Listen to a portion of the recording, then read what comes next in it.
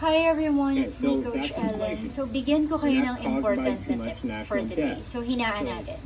So uh, Rob Sousa, ayan, is having a live training right now with Advisor Marketing Hub VAs and also with the audience coming from Virgil Email.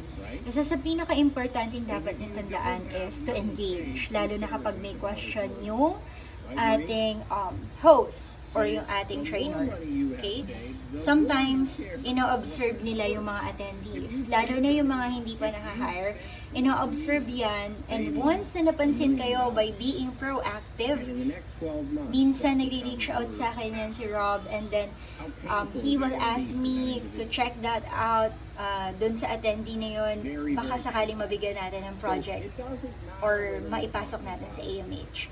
So, isa yan sa mga importante tips na dapat tandaan kapag a-attend kayo ng trainings. Thank you and God bless.